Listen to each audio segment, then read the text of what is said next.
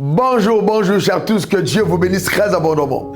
Eh bien, ce n'est plus à Dieu de décider.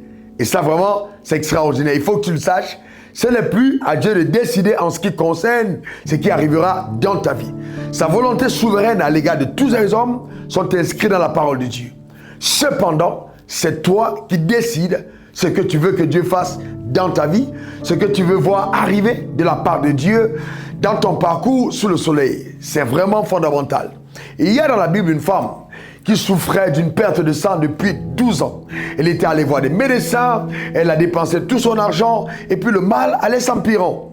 La loi était contre elle parce qu'en étant impure, déclarée impure par la loi, car elle perdait son sang, mais aussi la situation économique contre elle, qu'elle avait perdu tout son bien. Mais la Bible dit, quand elle a vu passer Jésus, elle s'est dit en elle-même, si je puis simplement toucher son vêtement, je serai guéri. C'est ce qu'elle se disait.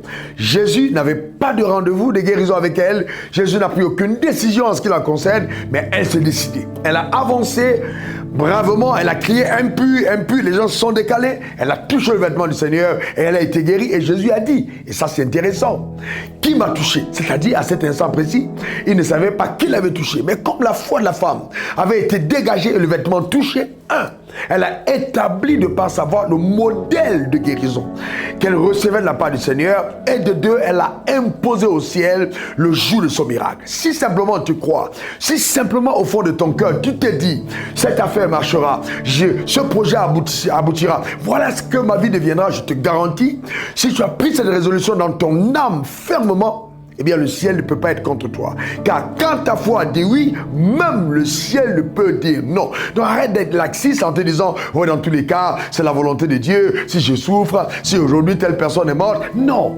beaucoup de fois nous empirons des personnes avant leur heure, en disant que Dieu a donné et Dieu a repris. Non, non, non, non, c'est pas Dieu qui répond. Souvent c'est simplement le diable qui a frappé, parce qu'on était laxiste, on n'a pas imposé le règne de Dieu dans nos familles. Eh bien c'est important de prendre des décrets sur tes affaires, sur ta famille, imposer le règne de Dieu, décréter, déclarer, établir dans le nom suprême de Jésus que Satan n'aura jamais le dernier mot dans notre vie, dans nos affaires, dans notre famille, au nom suprême de Jésus, et nous dire en nous-mêmes que nous avons choisi de vivre le plan parfait de Dieu. C'est notre décision.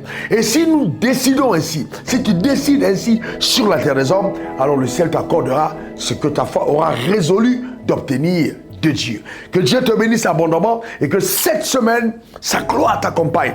Prends de belles résolutions dans l'âme, car à tes résolutions à toi répondra le succès. Dieu attend que tu prennes des résolutions et comme ça, le succès divin t'accompagnera sur la base justement de tes fermes convictions. La paix de Dieu soit avec toi. Il n'est pas trop tard. Il n'est pas trop tard. Ton avenir n'est ni entre les mains de ton pasteur, ni entre les mains de ton père, ni entre les mains de ta mère, ni entre les mains de ton ami, ni entre les mains de tes finances. Hein? Et non, non, non, mais entre les mains de ta foi. En fait, c'est ta foi qui décide de prendre entre les mains de Dieu ce que le ciel a déjà pour toi. Prendre de belles décisions en ce qui concerne ton avenir et surtout ta mission sur la terre des hommes. On est ensemble pour te servir. Ralouafou. Dieu te bénisse. Au revoir. Suivez le révérend sur les réseaux sociaux, Facebook, Instagram, Twitter et YouTube. Et suivez-nous en scannant le QR code.